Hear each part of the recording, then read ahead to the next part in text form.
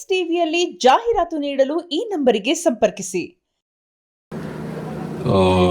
Cinema delay ಆಗೋದು ಶುರು ಆಗೋದು. ಸೊ ಒಳ್ಳೊಳ್ಳೆ ದಿನಗಳು ಅಂತ ಈಗ ಕೂಡಿ ಬಂದ್ಬಿಡ್ತು. ಈಗ ಆಲ್ರೆಡಿ ಬೈಸ್ಕೊತಾ ಇದ್ದೀನಿ ತುಂಬ ಜನಕ್ಕೆ, ಡಿಲೇ ಆಯಿತು, ಪಿಕ್ಚರ್ಗಳು ಮಾಡ್ತಿಲ್ಲ ಅಂತ. ಕಾಲ ಕುಡ್ಕೊಂಬಂದ್ಬಿಡ್ತು. ಬಂಡೆಮ ಕಾಳಮ್ಮನ ಹತ್ರನೇ 2 ಸಿನಿಮಾನು ಪೂಜೆನೂ ನೆರವೇರ್ತು. ಇದನ್ನ ಆದಷ್ಟು ಬೇಗ ಯಾವುದನ್ನ ಫಸ್ಟು ತೆರೆ ಮೇಲೆ ತಗೊಂಬರ್ಬೋದು ಅಂತ ಯೋಚನೆ ಮಾಡಿಕೊಂಡು ಆದಷ್ಟು ಬೇಗ ಒನ್ ಬೈ ಒನ್ ಸಿನಿಮಾನ ಪರದ ಮೇಲೆ ತಗೊಬೇಕು ಅನ್ನೋ ಒಂದು ಕಾರಣಕ್ಕೆ ಪೂಜೆಗಳನ್ನ ಮಾಡ್ತಾ ಇದ್ದೀನಿ ಕಣಮ್ಮ. ಬಟ್ ಒಂದು ಉದ್ದೇಶದಿಂದನೇ ಮಾಡಿದ್ದೀವಿ. ಮುಂದಕ್ಕೆ ಹೇಳ್ತೀನಮ್ಮ ಅದೇನು ಅಂತ.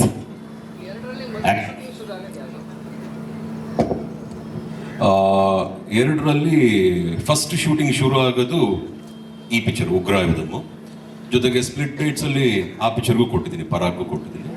ಬಟ್ ರಿಲೀಸ್ ಫಸ್ಟು ಈ ಪಿಕ್ಚರ್ನೇ ಪ್ಲ್ಯಾನ್ ಮಾಡ್ತಾ ಇರೋದು ಪ್ರಿಸೈಸ್ಲಿ. ಬಗೀರ ಆದಮೇಲೆ ಅದರ ರಿಲೀಸ್ ಅಂದರೆ ಅದು ಉಗ್ರಾಯುಧಮ್ ಅಂತ ಹೇಳಲಿಕ್ಕೆ ಇಷ್ಟಪಡ್ತೀನಿ.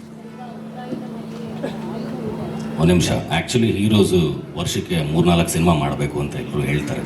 ಸೊ 2 ಸಿನಿಮಾ ಹೆಂಗೆ ಮ್ಯಾನೇಜ್ ಮಾಡ್ತೀರಾ ಅಂದರೆ ಹೆಂಗೆ? ಅವ್ರು ಇನ್ನೂ ಮಾಡಬೇಕು, ಇನ್ನೂ 3-4 ಸಿನಿಮಾ ಮಾಡಬೇಕು ಒಟ್ಟಿಗೆ.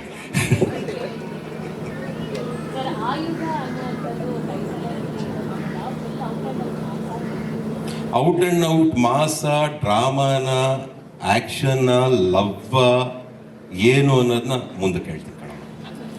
ಈಗ ಫಸ್ಟ್ ಕೆಲಸ ಮಾಡ್ಕೋತೀನಿ ಕಣಮ್ಮ. ನಿಮ್ಗೊಂದು ಒಪ್ಪಿಸ್ಬೇಕಾಗಿತ್ತು. ಯಾಕೆ ಸಿನಿಮಾಗಳು ಲೇಟ್ ಮಾಡ್ತಿದ್ದೀರಾ ಅಂತ ಎಲ್ಲರೂ ಕೇಳ್ತಾ ಇದ್ರಿ. ಏನೋ ನನ್ನ ಟೈಮ್ ಕುಡ್ಕೊಂಡು ಬಂದಿದೆ. ಇವು 2 ಪಿಕ್ಚರ್ ಪೂಜೆ ಆಗಿದೆ. ಸೊ ಹಾಗಾಗಿ ಮಿಕ್ಕಿದನ್ನೆಲ್ಲ ಉಗ್ರಾಯುಧಮ್ ಬಗ್ಗೆ ಇವಾಗ ಏನೇ ಹೇಳಿದ್ರು ತುಂಬ ಅರ್ಲಿ ಆಗಿಬಿಡುತ್ತೆ ನಮಗೆ. ಇವತ್ತು ಅವ್ನು ಯಾಕೆ ನಮಗೆ, ನಾನು ಲೊಕೇಶನ್ ಬಗ್ಗೆನೂ ಹೇಳ್ತಿರಲಿಲ್ಲ, ನಮ್ಮ ನಿರ್ದೇಶಕರು ಹೇಳ್ಬಿಟ್ರು ಎಲ್ಲ. ಬಟ್ ನಾನು ಏನೂ ಬಿಡ್ತಿರ್ಲಿಲ್ಲ. ಇನ್ಫ್ಯಾಕ್ಟ್ ಟೈಟ್ಲ್ನೂ ಇಷ್ಟು ಬೇಗ ಬಿಡಬಾರ್ದು ಅಂದ್ಕೊಂಡಿದ್ವಿ. ಬಟ್ ಆದರೂ ತುಂಬ ಒತ್ತಡ ಇದ್ದಿದ್ದರಿಂದ ಟೈಟ್ಲ್ನೂ ಇವಾಗಲೇ ಅನೌನ್ಸ್ ಮಾಡಿದ್ವಿ. ಸೊ ಆದಷ್ಟು ಬೇಗ ಈ ಚಿತ್ರ ದೊಡ್ಡ ಪರದ ಮೇಲೆ ಬರಲಿಕ್ಕೆ ಪ್ರಯತ್ನ ಪಡ್ತೀವಿ.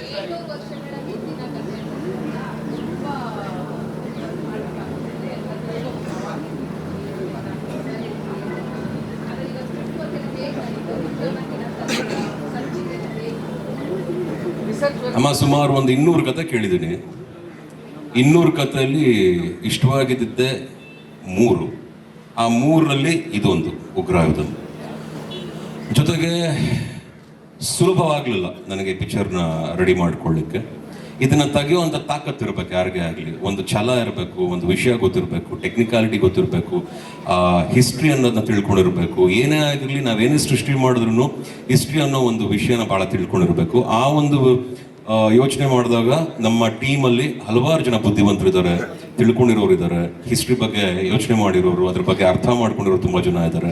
ಇದನ್ನು ನಾವು ಸುಮಾರು 600-700 ವರ್ಷಗಳ ಹಿಂದೆ ಹೋಗ್ತಿದ್ವಿ ಅಂದ್ರೂ ಅದಕ್ಕೊಂದು ಕಾರಣ ಇದೆ. And it's a periodical drama at the end of the day. ಇದನ್ನು ಹೇಗೆ ನಾವು ನಿಭಾಯಿಸ್ತೀವಿ, ಇದನ್ನು ಹೇಗೆ ನಾವು ಪರದ ಮೇಲೆ ತೊಗೊಂಬರ್ತೀವಿ ಅನ್ನೋದು ನಮಗೂ ದೊಡ್ಡ ಚಾಲೆಂಜಿಂಗ್ ಆಗೇ ಇದೆ.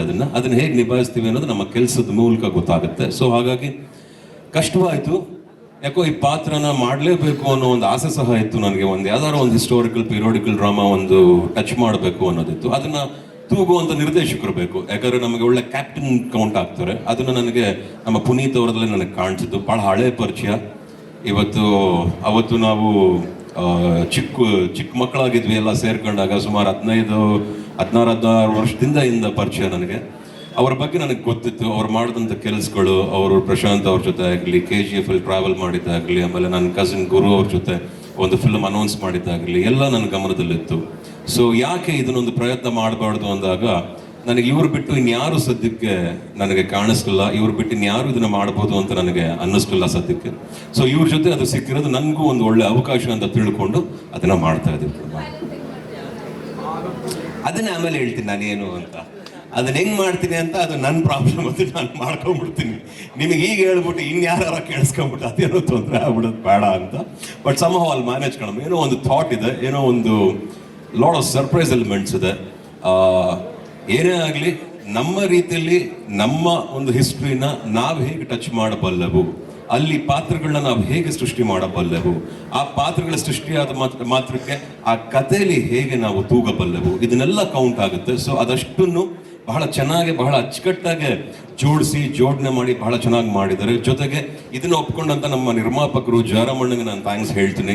ಯಾಕಂದ್ರೆ ಅಷ್ಟು ಸುಲಭ ಅಲ್ಲ ಈ ಥರ ಪಿಕ್ಚರ್ಗಳನ್ನೆಲ್ಲ ಕೈಗೆ ತಗೊಳ್ಳೋದು. ಕಮರ್ಷಿಯಲ್ ಸಿನಿಮಾ ಇವತ್ತೆಲ್ಲ ಬಿಲ್ಡಿಂಗ್ ಇದೆ, ಬೈಕ್ಗಳಿದೆ, ಕಾರ್ಗಳಿದೆ, ಮೊಬೈಲ್ಸ್ ಇದೆ, ಎಲ್ಲ ಇದೆ. It's very easy to do today's film.